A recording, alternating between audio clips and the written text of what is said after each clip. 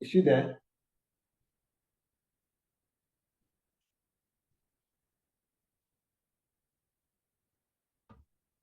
Over to you, madam.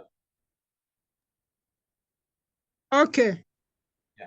Thank you very much. Thank Actually, you. what I'm saying, what I'm trying to say is that basically, La Plage Metaverse is preparing you who have come for these different courses. The courses are all geared towards your professional development. And I'm saying that the bigger picture of this professional development, professional development is landing you in a place, in a workplace that is novel. A workplace that is novel. Why is that workplace novel? The workplace is novel because it's not as if where you are coming from is educated. But with the professional development that La Plage courses are getting you into, you are going to be a caregiver in an international workplace. You're going through entrepreneurial development with the aim of landing a big job outside Nigeria, outside the place where you have been communicating perfectly well. But at the end of the day, with the certificates you're now getting that I said are keyed towards your professional development, these certificates, if you do them, are helping you to shape up, because you understand already that in this knowledge economy, you either shape up or you ship out. Shape up or you ship out. Shape up by acquiring the soft skills that you need. And I'm saying that communication is key. In fact, you can get every other thing. You can get all the, you can assemble all your arsenal, but it is communication that will make your arsenal victorious.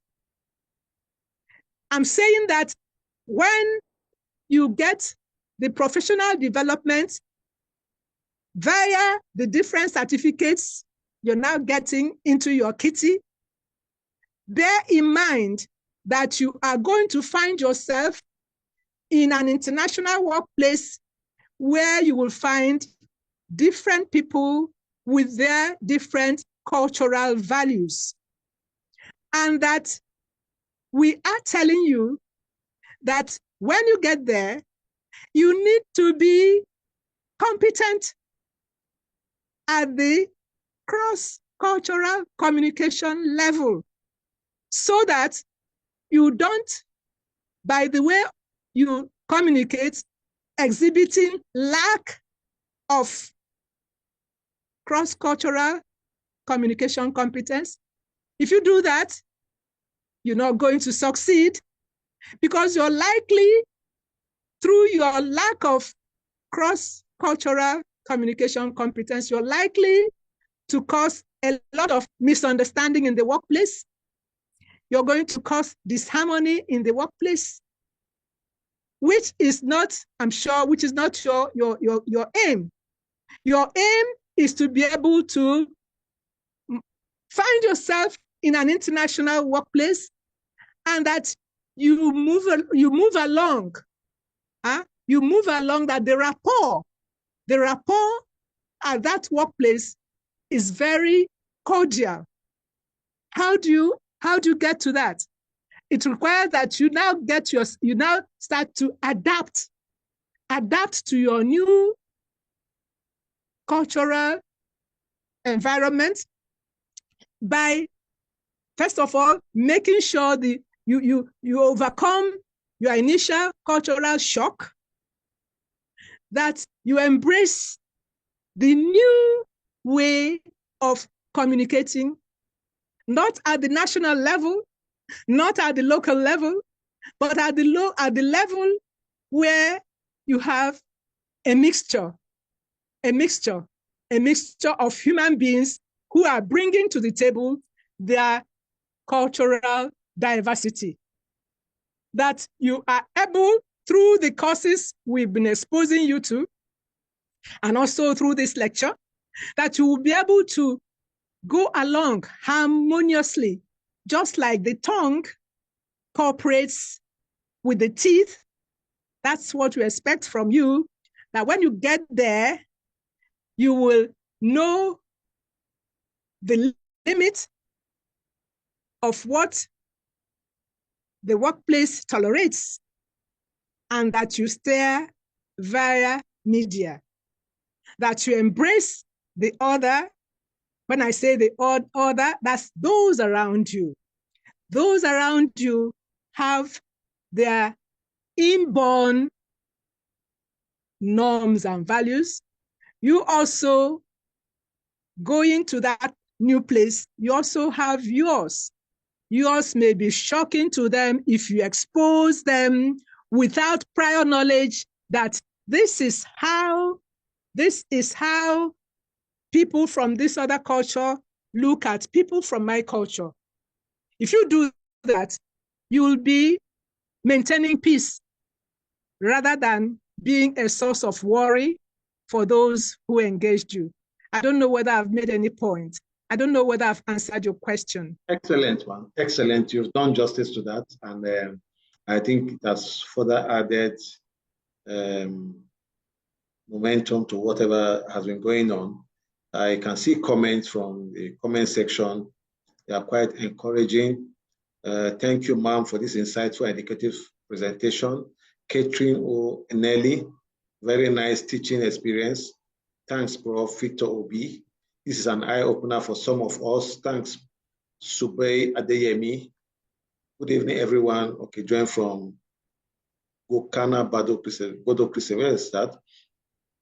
Okay, preparing everyone to adapt to and accepting cultural differences across cultural, communal, national, international boundaries, blah, blah, blah. And then, okay, the future of work, Dr. Ihot Achu, okay. Excellent presentation, Hadiza, a very great teaching, Ma. So it's been able to communicate outside your community, okay? I recommend to my colleagues to read books on linguistics and culture of places to work. Good. Thank you, Ma, for the wonderful presentation. Thank you, Professor Mbani, for eloquent apt and passing the content to meet the layman. Great lioness is a privilege to listen to you always. Benedicta Domibe Indica. Thank you, Professor. It's quite educated. So it's clear that we have made a lot of progress and everyone appreciates the fact that we have done justice to the topic at hand. Somebody said awesome, 100%. So thank you, Professor. I want to just take one more question, then we'll move on to Professor Egusi. I hope he's still available. You know, professors are big men and big women, so we don't keep them too late up. So let's take one more question from, there's no woman here raising hands. Hassan, Miriam. I think Miriam should be. Let's take from Miriam. Hassan, Miriam.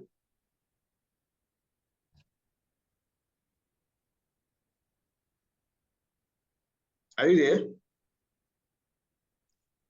Hassan, Miriam. Okay, if Hassan Miriam is not there, let's move on to Jefta Uso.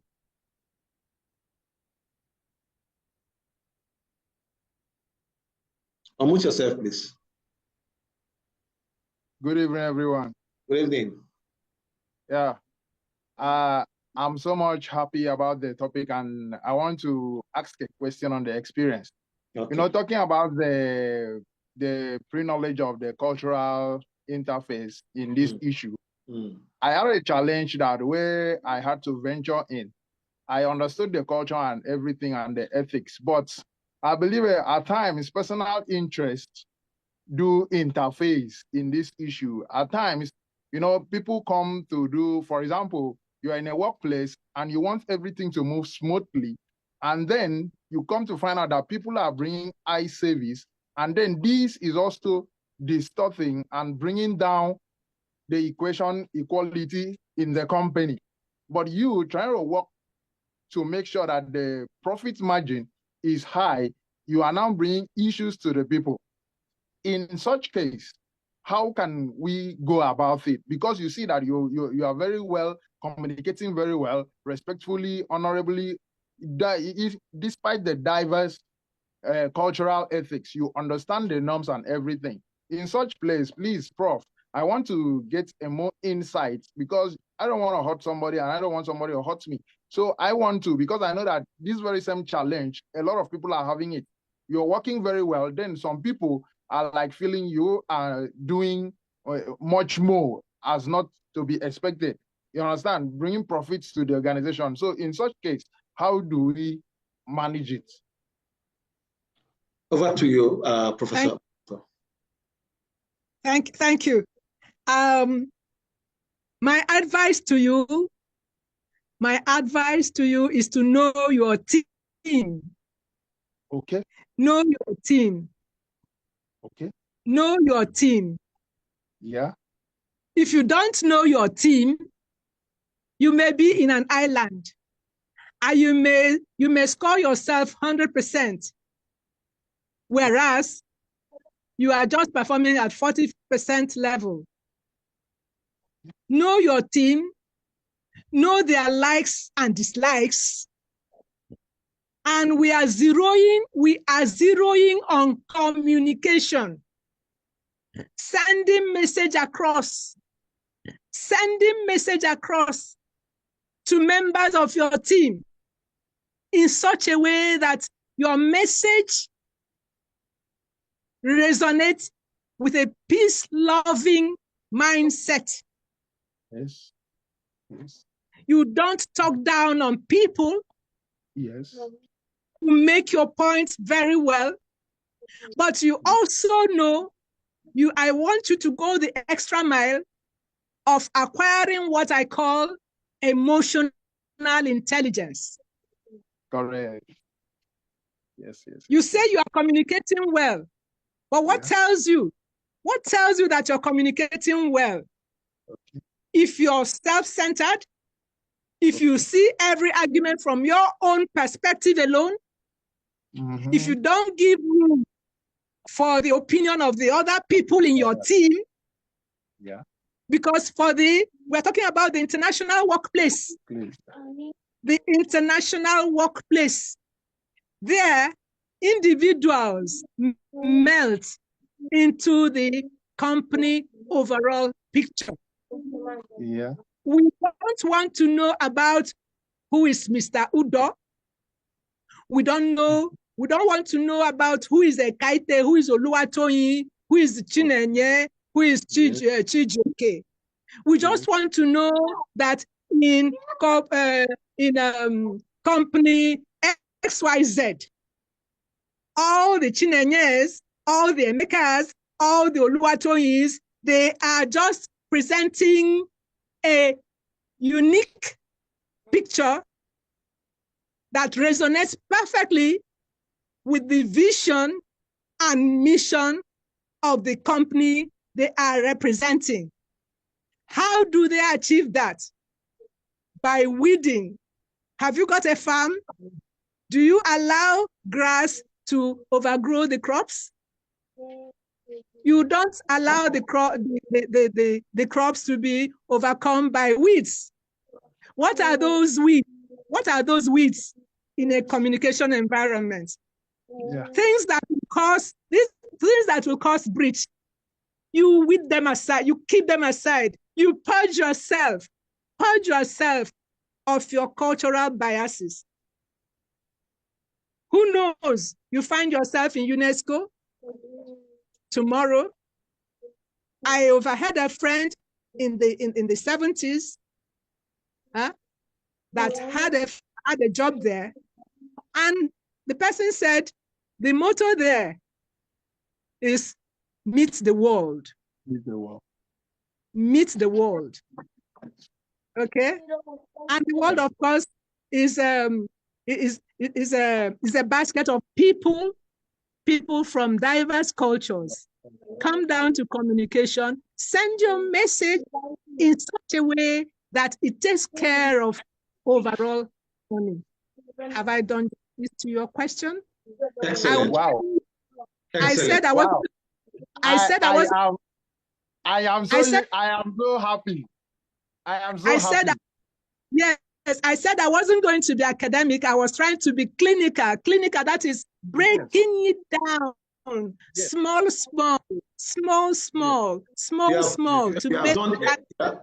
You have done exactly that, man.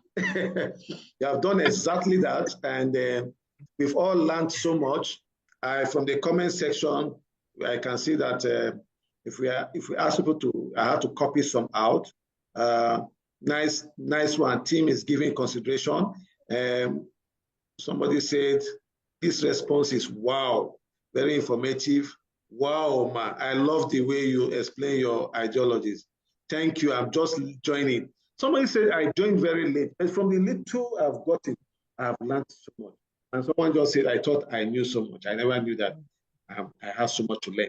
So, madam, you've done a mountain of justice to these issues at hand. And honestly, it's one major area that we Africans, let me say Africans, have issues with. But because you might not readily find a place to go and learn some of these things. And that's why I'm bringing them up. And we thank God we have someone like you around to teach us some of these things.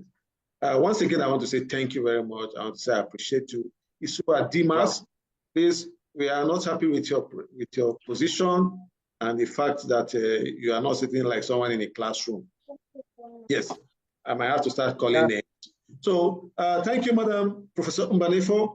We are moving on to the next speaker. I want to believe he's still here, patiently waiting for us because he's a big man. He's also a professor.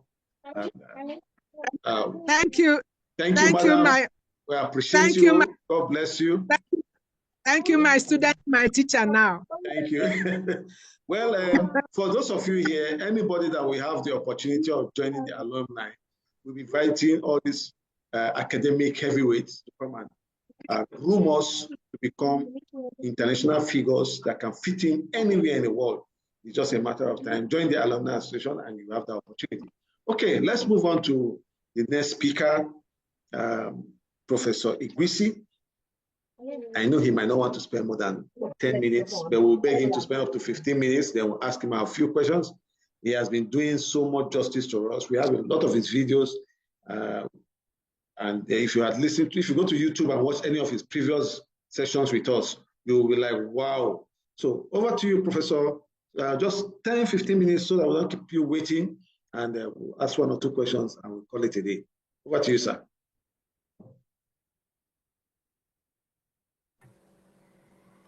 Good evening, all. Good evening, sir. Thank you. Sorry, I'm not able to get my video working, but I will just tell you what I need to tell you, and maybe in the course of our presentation, the video can come on. We are looking at disaster risk reduction. Now, the issue is why disaster risk reduction?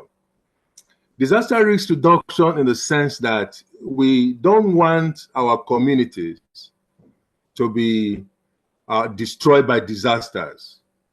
What is a disaster? Let me start from the basic. Because disaster, like we know, it's when a hazard impacts on a community, overwhelms that community, and the community doesn't have sufficient capacity to solve that problem, for which the community or the country or the state has to bring in support from outside of the community.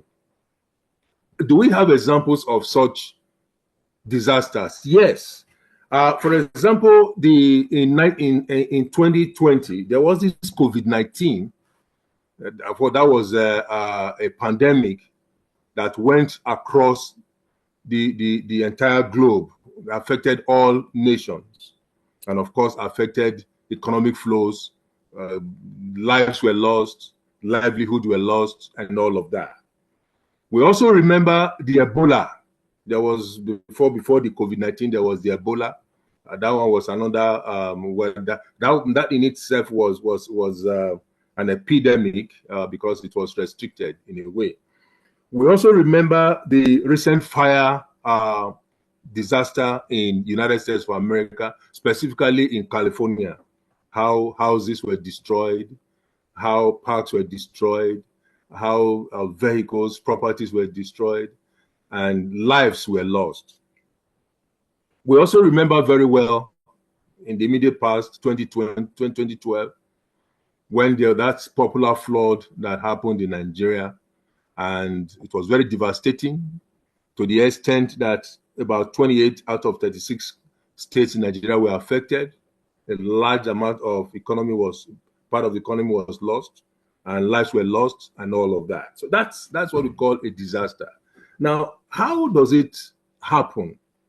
It happens in the sense that you have a hazard. A hazard is the hamburger of the disaster, is the cause of the disaster. And when you have a disaster impacting on a vulnerable community, and the community, like I said earlier, does not have sufficient capacity to cope with that impact, then of course you have a major disaster in your hands. So when you are interested in reducing disaster risk, then we should be able to know the hazard in our community. That's to say, we should be able to do a hazard profiling, hazard characterization. In other words, the sort of thing we teach students here is that we do what is called hazard risk assessment. And we should also be able to do a vulnerability assessment. How vulnerable are the communities, the people, the state, the local government area, or the entire country? And of course, we also want to look at the capacity. When we're talking about capacity, we are looking at things like the assets. What assets do they have to cope? We're talking about coping. What are the resources they have?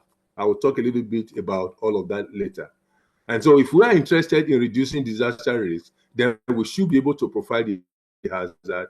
We should be able to reduce the vulnerability of the people, households, communities, and all of that, and improve their coping capacity, or the capacity to withstand the problem. Now, the issue now is when you have such a problem at hand, how do you go about it? Now, you can go about it in several ways. Classically, one of the things we teach students here is that you have what is called a prevention approach. You can prevent the hazard from impacting on the community. That's prevention method. There are several programs that you can run out to do prevention. For example, you can talk about public enlightenment, and so on and so forth, so that people will be aware. You can also have what is called mitigation. You can roll out a set of programs for mitigating the hazard, so that the hazard does not impact on the community. Now, when you're talking about mitigation, you're talking about how to reduce it. This can be, structurally, using building structures, or non-structural mitigation approaches. By non-structural mitigation, we're talking about things like legislation, law, don't do this, and all of that. Then, of course, you have to have preparedness. Now,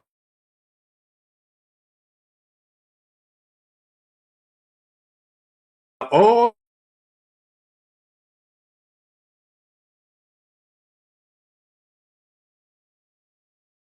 of these things, the prevention,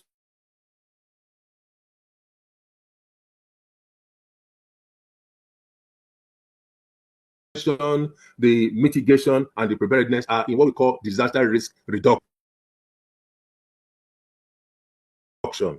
Now, these are the things you do in the community. Then things that you are supposed to do Now, this would include things like, search and rehabilitation. Now, risk management, disaster management, disaster risk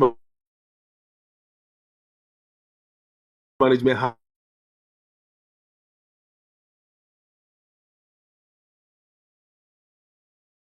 has two major sections. You have the disaster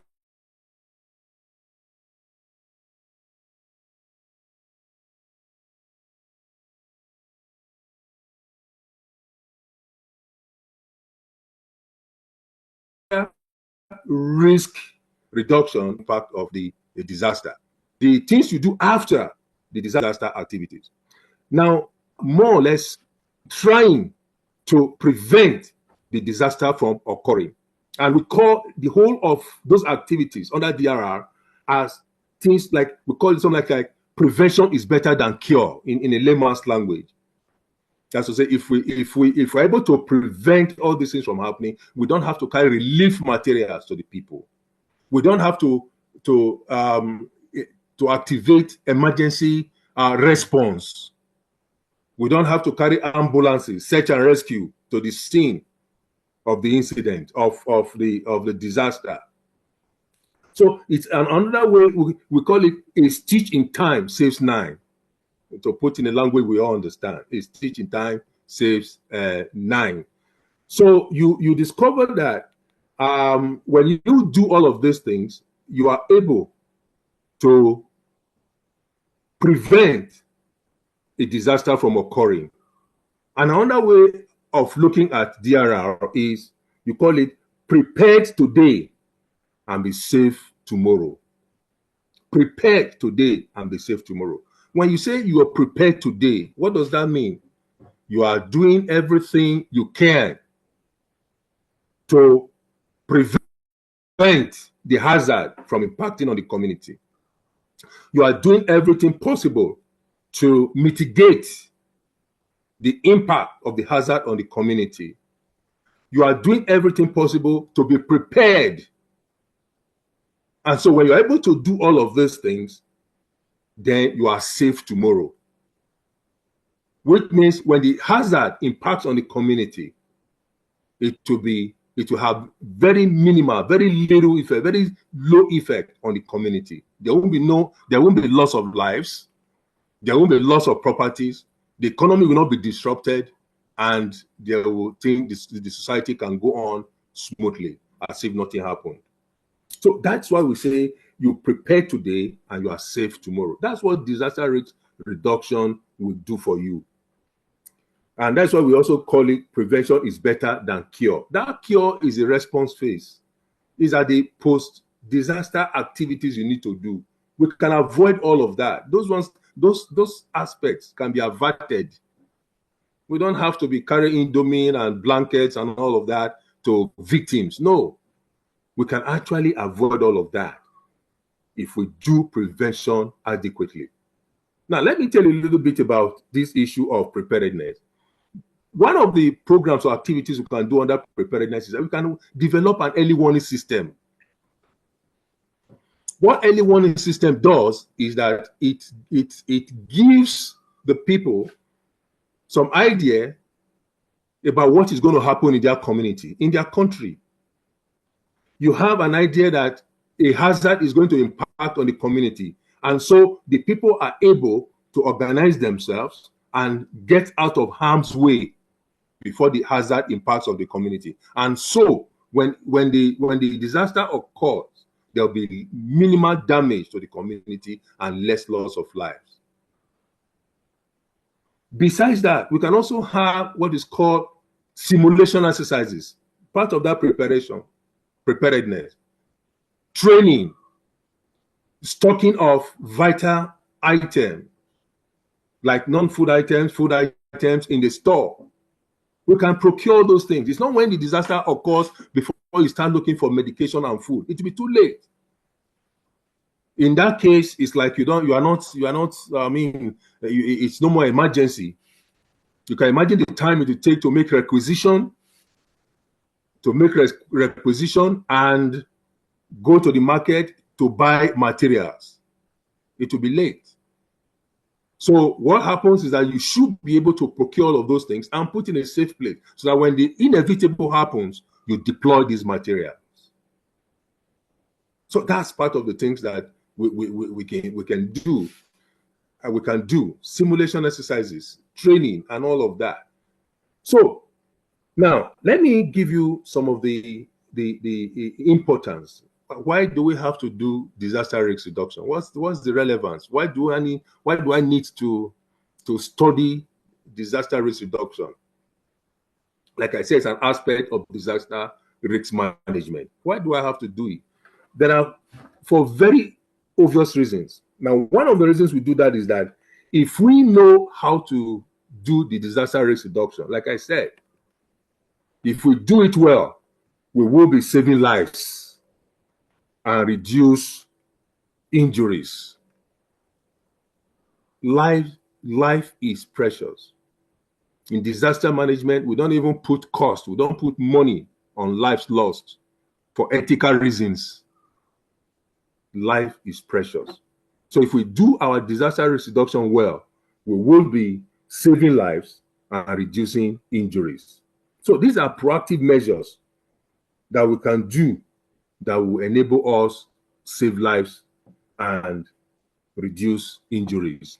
Now, a second reason why I need to study disaster risk reduction is that it helps me to find out how to protect livelihoods and assets. Because during a disaster, a lot of damage is done. Damage and losses. In fact, that's a thematic area in disaster risk management. Damage and loss assessment. A lot of damage is done. A lot of losses is incurred by the community, the country, the region, and all of that. So we can actually avoid all of that if we know what to do under disaster risk reduction. Now, we can also minimize economic losses. Like I said, for example, in 2012, the flood disaster that happened in Nigeria in 2012, like I said earlier, the loss from that disaster was colossal. Nigeria lost about 10% of its GDP. And at that time, the GDP of Nigeria was almost about 500 billion US dollars. About 10% of that was eroded. So we can actually prevent all of that from happening if we do our disaster risk reduction well and effectively. So we can also strengthen community resilience by doing disaster risk reduction. We can do that. And how do we do that? We do that by doing a baseline survey. I have done quite a number of these over the years in several parts of this country. I don't need to mention it. For those who know me, they know what I'm talking about. You do a baseline survey. From the baseline survey, you have an idea about the nature of the hazards that are implicated in this problem. You know the nature of the vulnerability of the people, and you know the nature of the capacity of the people. And when you work on this assessment, then you should be able to make recommendations that will help. If you implement those recommendations, then you will be on the pathway of building resilience in those communities. And so when the next episode of disaster happens, those communities that you have implemented those programs on will be more resilient, and they will stand.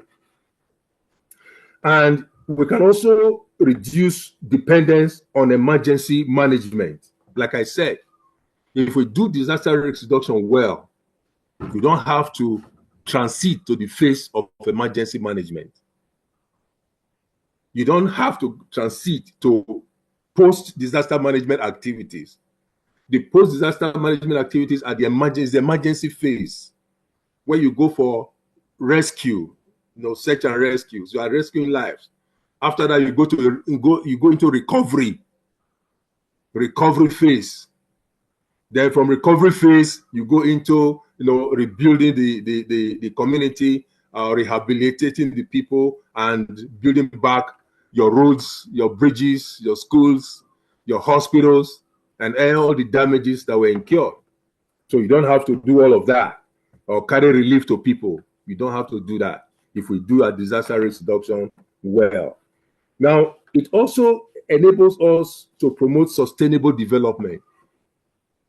Sustainable development in the sense that all the development gains, all the roads, the schools, the hospitals, the bridges, and all of that in the community can be destroyed in a single disaster. It can be destroyed. During the 2012 flood, I was privileged to go to Taraba State and Adamawa State, and I saw the level of destruction of properties in those states. Farmlands were lost, crops were still on the farm when that thing happened, schools were destroyed, clinics, hospitals were destroyed, bridges were washed away, roads were destroyed. And these are indices of development. You know, somebody will ask you to, what is this community developed or not? Is a measure of how much schools, hospitals, roads, and bridges that you have that determines the level of development. So when all those things are destroyed, of course, we are back to square one. So which means development is not sustainable if we continue on that track.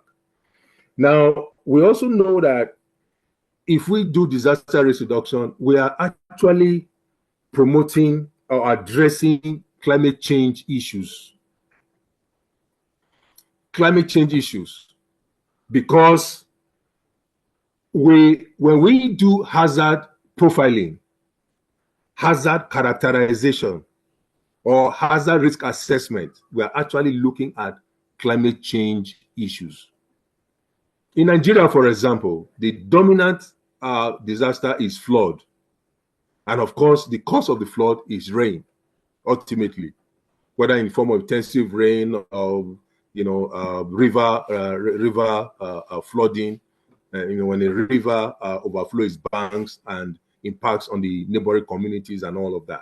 So if we address those issues properly, we're actually also looking at climate change issues, and we're able to solve those problems. And the disaster risk reduction will also enable us, will also help us to improve governance and planning in our communities, in the local government, and in the state level, at the federal government level. Why? Because when we do this,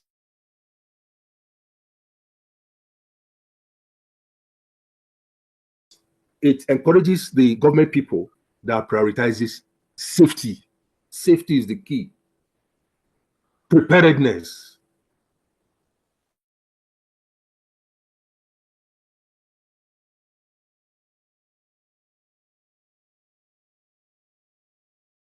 And sustainable development. Otherwise, we're going to be destroyed by disaster. You rebuild, it is destroyed by disaster. You rebuild.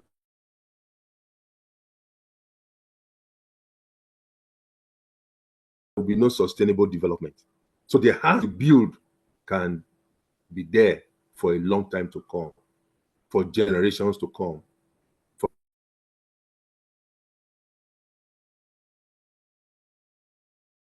next generation to build or to add on top.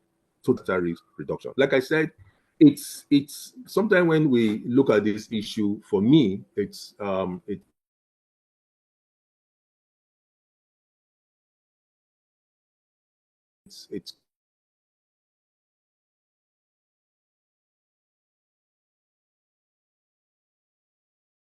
can be a little bit pathetic.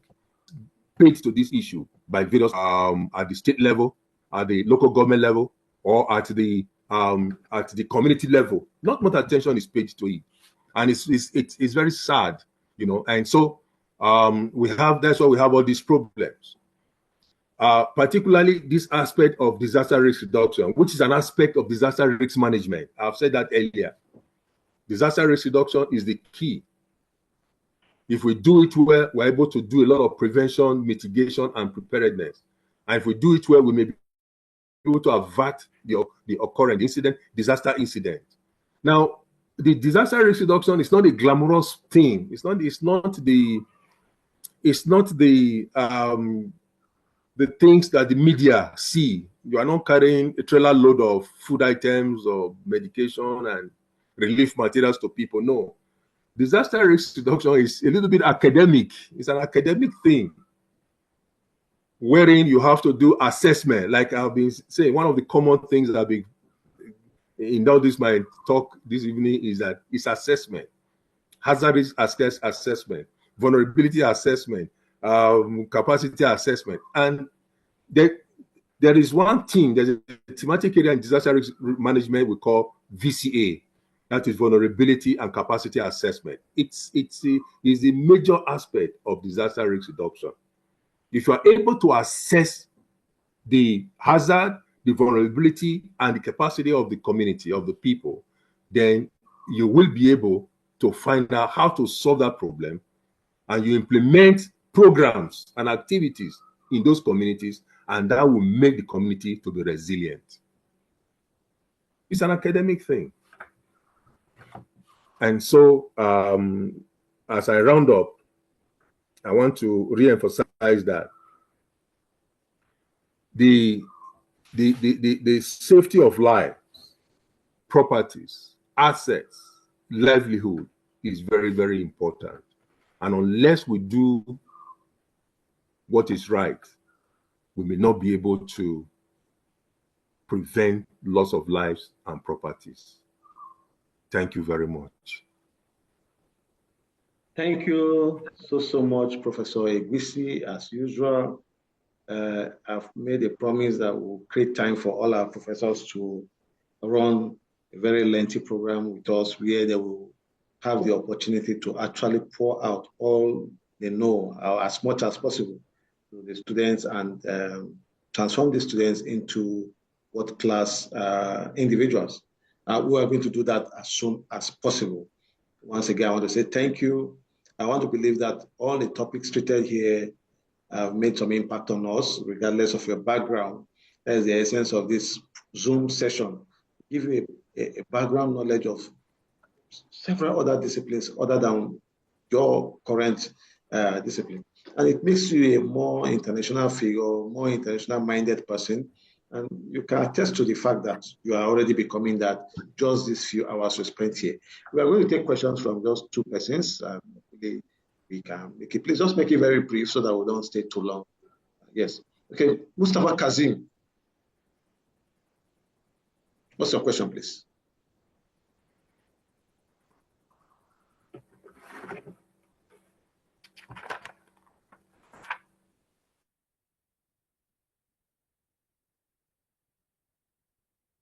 Okay, I don't think Mustafa Kazim is ready for any question. Doctor, hello, can you hear me? Yes, go ahead.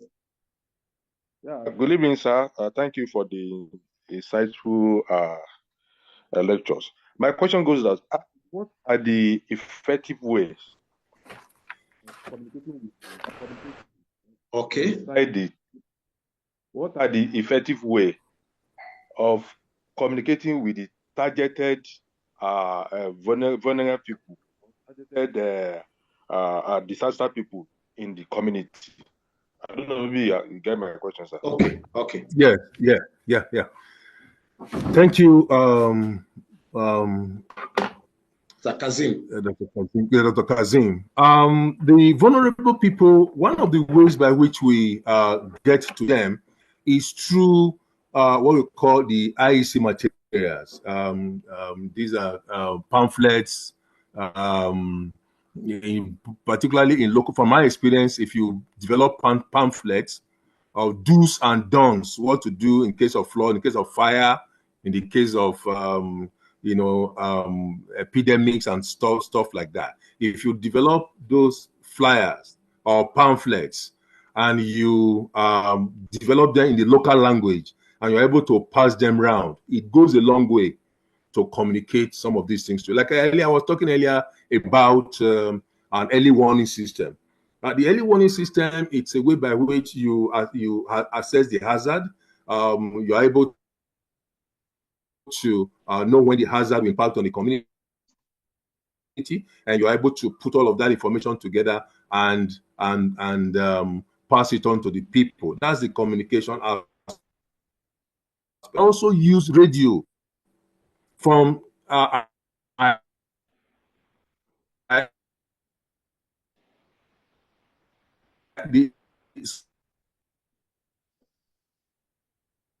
some of the interventions, some Nigeria, I discovered that radio ways of communicating this into the people, because people have more access to radio. Well, in the northern part of Nigeria, particularly Sokoto, Katsina. I did a recent work in Sokoto, Katsina, and Zamfara. I discovered that radio was one of the key ways of communicating some of these to the people. Television too is also, in my experience in the field, the television is not so much of a priority. Maybe because of television these days, maybe issues about electricity, power, and all of that, you know. But the radio, since you can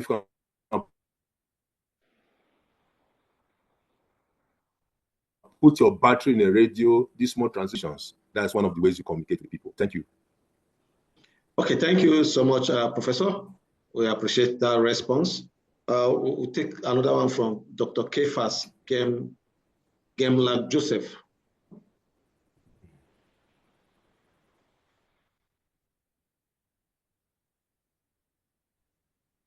Kefas, are you there? Yes, I'm here, sir. Good evening, sir. Yeah. Okay. What's up? Yes, I want to appreciate this insightful lecture. Thank you. I have like 3 questions here. As a prof mentioned, first of all, there's a place in Taraba, because me, I'm from Taraba. That always, whenever rain falls, whenever rain falls heavily, there's this disaster of rain overflowed farms. A lot of farms, destroy a lot of farms. What are the solutions to this? Then, secondly, what is the best way to accurately manage risk assessment? Then, thirdly, what are the best ways to accurately prevent disaster risk reduction? Thank you, sir. Okay. The first question is not very clear because the network was not very clear when you were saying it, but it's like you said something like rain on farms in Taraba State, and what's the solution? Yes. Okay. Rain on farms, that's a good one because the farmer will want rain in their farm. But when the rain now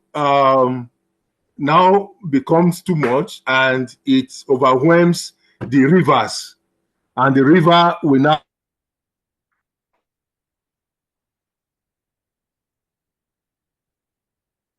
overflow its bank into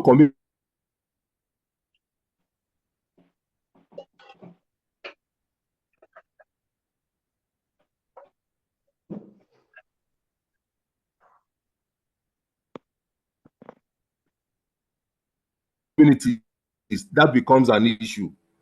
So what on those rivers? If it's them, that's the key. So the area you were talking about, I will carry some time ago, and not too long ago I was there. So that's one way. Number 2, risk assessment. When you're talking about hazard risk assessment, like I said earlier, you were talking about what is the type of hazard in that community. What is the source? What's the cause of that hazard? How frequent is that hazard? Does it exhibit some special dimension? That is to say, is it found in one particular area within the geographic region, or is spread across the whole place? Again, part of the assessment we do is that, does it exhibit temporal dimension? In other words, is this something that happens only in January, or it happens January, February, March? Like in case of flood, it's a rainy season thing. April, maybe between the months of June and September. And another thing we do in hazard risk assessment is each time it happens, what are the consequences? In other words, what is the magnitude of impact?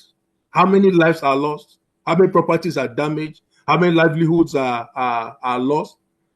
And so on and so forth. So these are the things we look at, because it enables us to develop interventions, what to do to avert all this, the impact of the hazard on the community.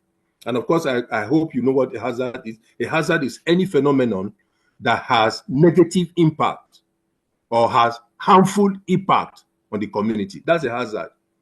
That's why issues like strong winds, flood, fire, earthquakes. We don't have incidents of earthquakes in Nigeria, and so on and so forth. That's what a hazard is. Okay. Okay, sir. Okay. The third question, sir. What are the best ways to accurately prevent disaster risk reduction? Now, to your third question, you say, what's the you pick this? I said prevention is better than cure. Prepare today and you'll be safe tomorrow. Those are the popular. The best prevention method is to know your hazard. When you know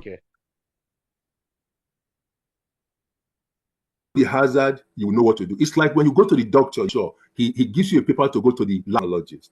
They take your blood sample, your urine sample, they do the analysis and give you a result to give to the doctor. The moment the doctor says, okay, I know what you mean.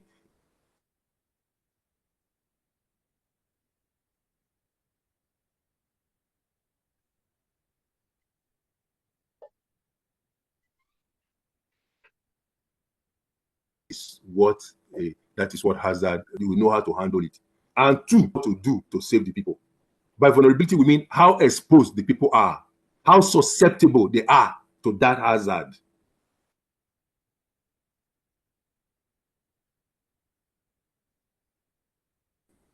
In terms of maybe proximal band, they are more vulnerable than people who build their houses on top of the hill.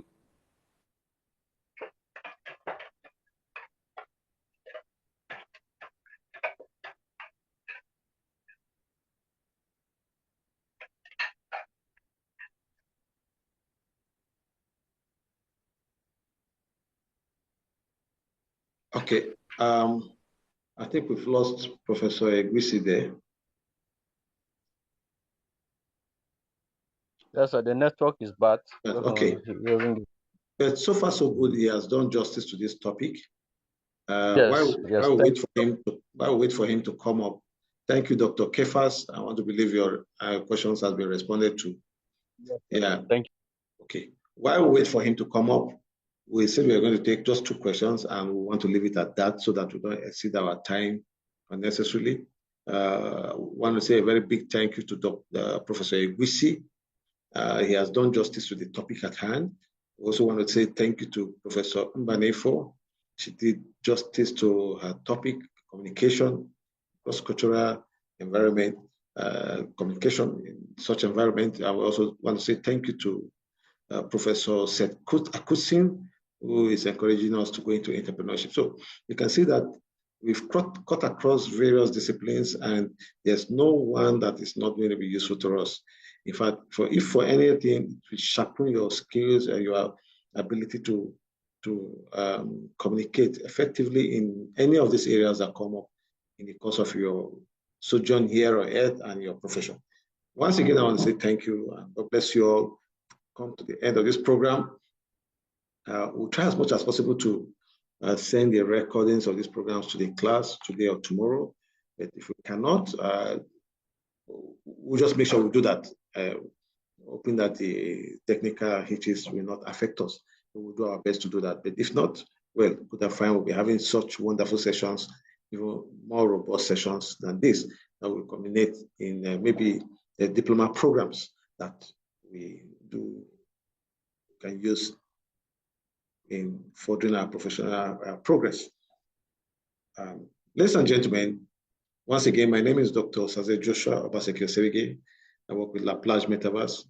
La Plage is out to ensure that you become better, you have alternatives from where you are coming from, you have other opportunities coming your way, and that you become better than what you were just yesterday night, and that by God's grace, you will have reason to smile. If you've not joined the Alumni Association, I encourage you to do that. It's going to be a place where you meet old friends, you network, you get jobs, you improve on your profession. A lot of things will be happening there. And we'll be inviting experts like this to come and talk to us.